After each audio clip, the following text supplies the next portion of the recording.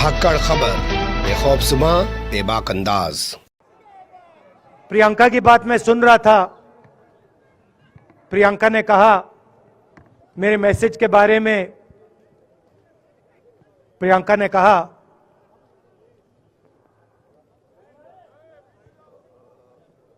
Normally होता नहीं है, मगर मेरे आंख में आंसू आए।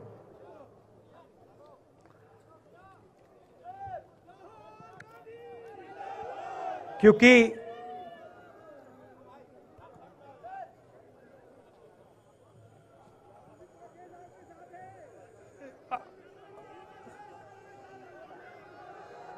मैं कन्याकुमारी से चला, शुरुआत की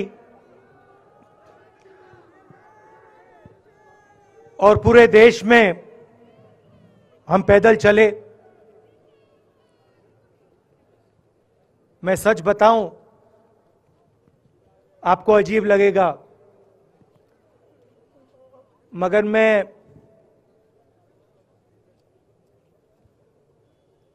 बहुत सालों के लिए हर रोज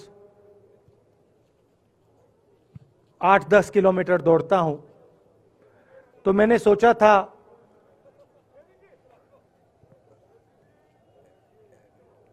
देश कन्याकुमारी से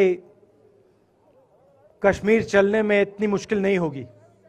मेरे दिल में था कि आसान होगा।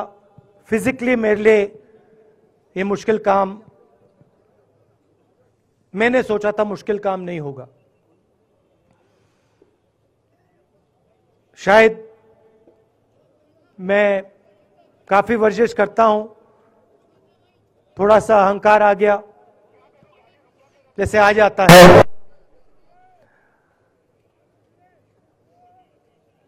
मगर फिर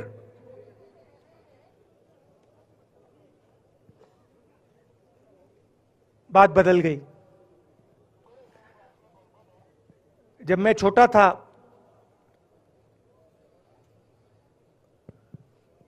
फुटबॉल खेलता था,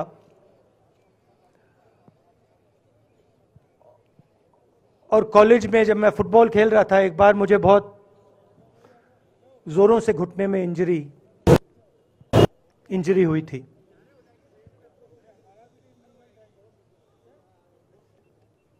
मैं उसको भूल गया था।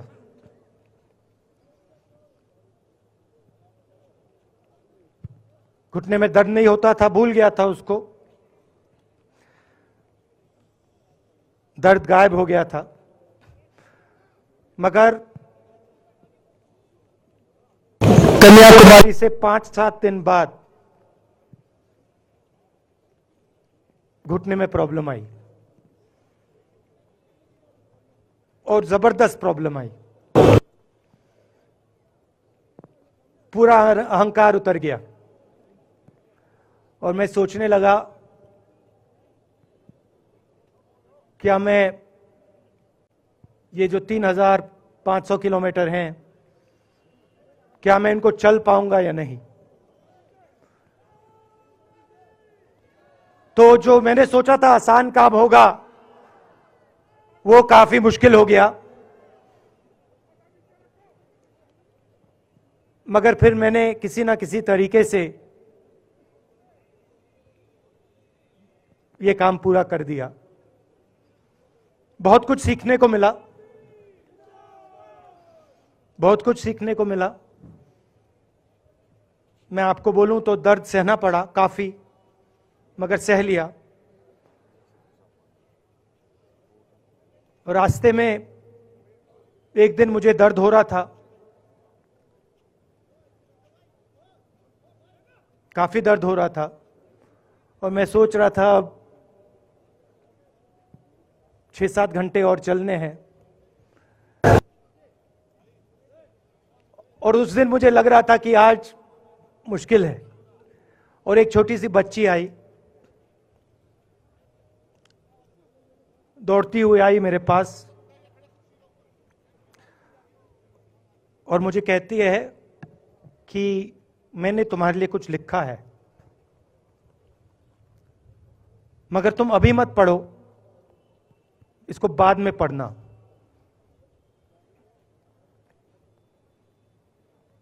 और फिर वो मुझे गले लग के भाग गई। फिर मैंने सोचा अब पढ़ता हूं क्या लिखा है।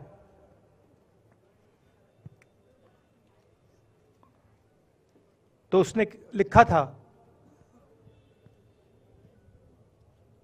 कि मुझे दिख रहा है कि आपके घुटने में दर्द है, क्योंकि आप जब उस पैर पे वजन डालते हो तो आपके चेहरे पे दिखता है कि दर्द है। मगर मैं आपको बताना चाहती हूं कि मैं आपके साथ कन्याकुमारी नहीं चल सकती हूं, क्योंकि मेरे माता पिता नहीं चलने दे रहे हैं। मगर मैं दिल में आपके साथ, आपके साइड में चल रही हूं, क्योंकि मैं जानती हूं कि आप अपने लिए नहीं चल रहे हो, आप मेरे लिए चल रहे हो और आप मेरे भविष्य के लिए चल रहे हो। और उसी सेकंड में, पता नहीं अजीब सी बात है, उसी सेकंड मेरा दर्द उस दिन के लिए गायब हो गया। दूसरी बात, मैं चल रहा था और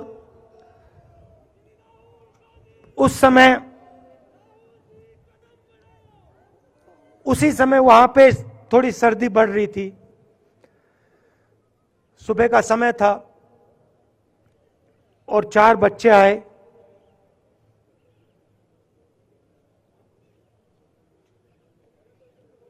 पता नहीं कहना चाहिए या नहीं।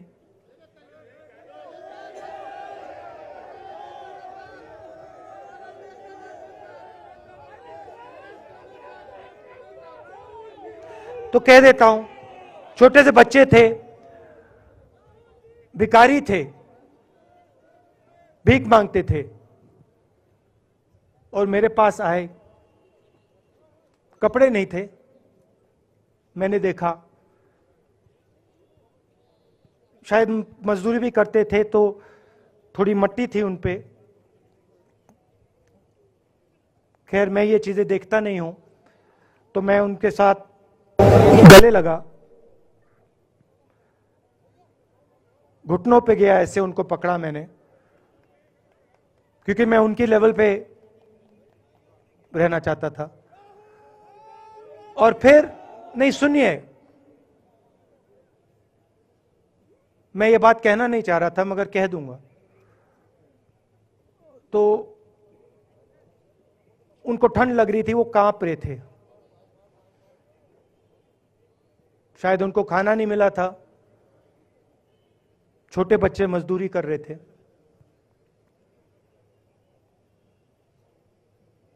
तो मैंने सोचा कि अब अगर ये स्वेटर नहीं पहनते हैं, अगर ये जैकेट नहीं पहन रहे हैं, तो मुझे भी नहीं पहनना चाहिए। मगर मैं झिझका क्यों आपको बताना चाहता हूं। मैं झिझका क्यों आपको बताना चाहता हूं। जब मैंने ये खत्म किया, मैं चल रहा था, तो हमारे साथ एक व्यक्ति थे। उन्होंने मेरे कान में बोला, राहुल जी, ये बच्चे गंदे हैं, इनके पास आपको ऐसे जाना नहीं चाहिए। तो मैंने उनसे कहा, वो आपसे और मुझसे दोनों से साफ हैं।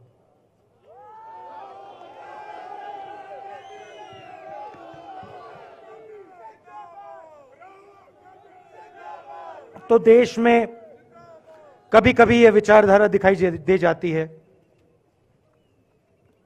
दूसरी बात आपको बता देता हूं, शायद लोगों को अच्छी ना लगे। जब मैं चल रहा था, आपने देखा होगा कि बहुत सारी महिलाएं रो रही थी। आपने देखा? आपको मालूम है क्यों रो रही थी? नहीं, उसमें से बहुत सारी महिलाएं इमोशनल थी, मुझसे मिलकर रो रही थी। मगर उसमें बहुत सारी ऐसी भी महिलाएं थी जिन्होंने मुझे बोला कि उनके साथ बलात्कार हुआ है उनको किसी ने मोलेस्ट किया है, उनके किसी रिश्तेदार ने उनको मोलेस्ट किया है। और जब मैं उनसे बोलता था, बहन मैं पुलिस को बताऊं, तो मुझे कहती थी, राहुल जी पुलिस को मत बताइए, हम चाहते हैं कि आपको ये बात मालूम हो, मगर पुलिस को मत बताइए, हमारा और भी नुकसान हो जाएगा। तो ये हमारी देश की सच्चाई है। ऐसी बहुत सारी और मैं कहानियां आपको बता सकता हूं।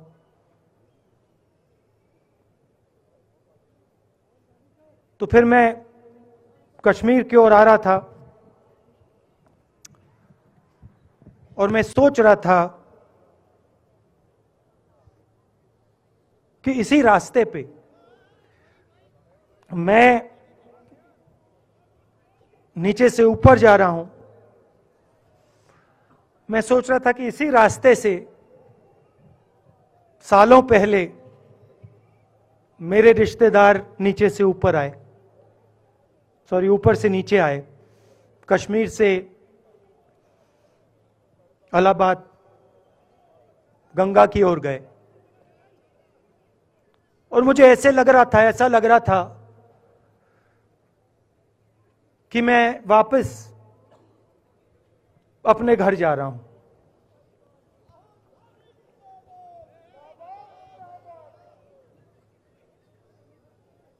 घर मेरे लिए,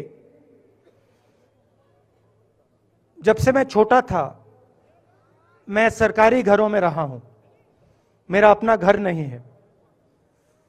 तो मेरे लिए घर, जिसको जो स्ट्रक्चर होता है, उसको मैंने कभी घर नहीं माना। वो मेरे लिए, मैं कहीं भी रह लूं, वो एक इमारत होती है, वो घर नहीं होता है। घर मेरे लिए एक सोच है, एक जीने का तरीका है, एक सोचने का तरीका है।